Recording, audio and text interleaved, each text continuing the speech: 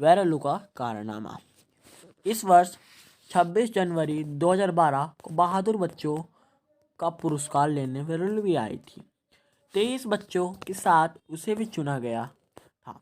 करीब मछुआरा गरीब मछुआरा कमरूक 8 साल की बेरुलू को लेकर सुंदरवन के पेरू गांव से दिल्ली आया था। उसे और बेरुलू को इतना बड़ा शहर देखकर डर लग रहा था। इतनी बड़ी बड़ी इमारतों, चौड़ी और लंबी सड़कें, उन पर भागती कारें और सजे सवारे लोग को देखकर वो दोनों आश्चर्यचकित थे। वेरुलू को महिला की एक समाज सेवी संध्या ने नए कपड़े दिए थे। उन्हें पहनकर वो प्रधानमंत्री के निवास स्थान पर गई थी। सभी की दृष्टि उसकी हथेलियों की ओर थी। कुछ पात्र कर फोटो खींच रहे थे, कुछ तरह तरह के सवाल पूछ रहे थे। वेरुलू को ठीक से हिंदी बोलने नहीं आती थी, इसीलिए कामरूप की सवालों का जवाब दे रहा था। कुछ महिलाओं ने बेरुलू से पूछा, बेटी तुम्हारा हाथ क्या बचपन से ऐसा है? बेरुलू ने गर्दन हिलाई और हाथ उठाकर दिखाया। एक हाथ की पूरी हथेली और एक हाथ की 3/4 हथेली थी ही नहीं। देखने वालों के रोंगटे खड़े हो गए। ऐसे कैसे हो सकता है गोसाई जी? एक पत्रकार ने पूछा। जी, करीब 2 साल पहले मगरमच्छ ने मेरी बेटी की दोनों हथेलियों चबा डाली थी। क्या हथेलियों चबा डाली? क्या? क्यों? कैसे? चारों ओर से प्रश्नों की बौछार होने लगी। जी, हम सुंदर वन में कई पुश्तों से रहते आ रहे हैं। मछली पकड़ना ये हमारा मुख्य पेशा है। सुंदरवन बाघों के लिए प्रसिद्ध है, ये तो आप सब जानते हैं। लेकिन वहाँ बहती नदी में आदमखोर मगरमच्छ भी रहते हैं, ये बात कम लोग को मालूम है। मगरमच्छ ने इसे क्यों पकड़ा? मेरी जान बचाने में अपनी जान की बाजी लगा बैठी मेरी बच्ची। ये कहते हुए कमरूक का गला बढ़ाया। सबकी निगाह उन नन्हे हाथों पर जा टिकी। कमरूक थोड़ी रुककर कहने लगा, 2 साल पुरानी बात है। नदी उफान पर थी और हम तो मछली पकड़ने जाना ही था। ना जाने क्यों उस दिन मछली पकड़ने जाने का मेरा मन नहीं था। बेटा धीरू पानी में भीगने से बीमार हो गया था।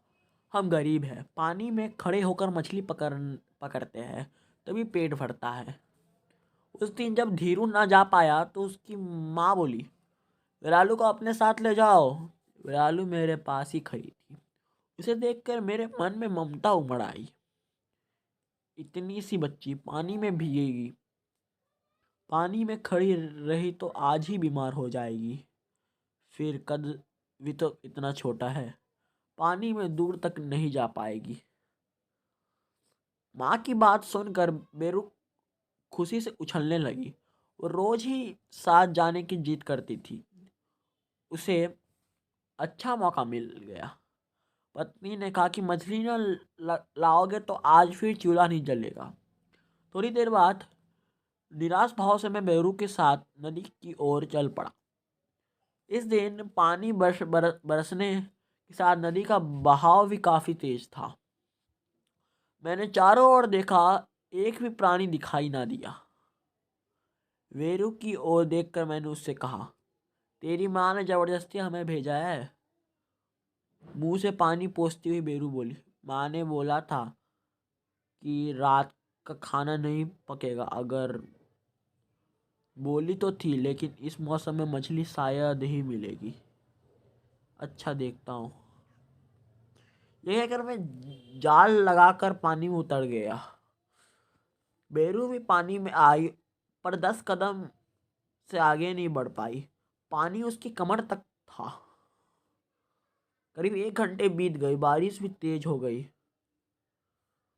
पानी में भीगने के कारण दांत भी किटकिटाने लगे थे। बमुश्किल ढीरे किलो मछली की पकड़ी पाया था। तभी वेरू की दर्दनाक चीख सुनाई दी। पहले लगा वो फिसल गई और ध्यान से देखने पर पता चला वो बांस को खींच रही है। उसके पास का पानी लाल हो गया है। मैं तुरंत समझ गया कि मेरी तरफ आते मगरमच्छ ने बेरू को पकड़ लिया है। उसे भागने के लिए मैं आवाज करते हुए उसकी ओर चल पड़ा। मेरी समझ में नहीं आ रहा था कि अब क्या करूं।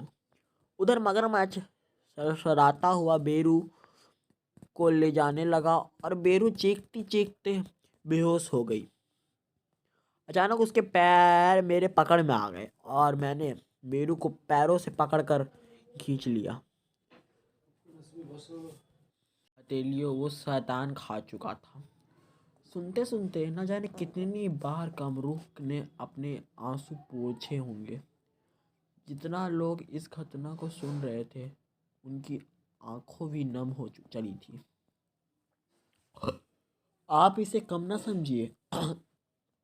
इन्हीं हाथों से अपने भाई को बाघ से बचाने के लिए डंडा फेंक कर मारा था। इसी बात को तो इनाम मिल रहा है। इसे कहते हुए कमरुख ने बेरू को अपने से सटा लिया। अच्छा, वो कैसे? दरअसल हुआ ये था कि घर के सामने धीरू बैठकर जाला सुलझा रहा था। उसकी पीठ जंगल की ओर थी।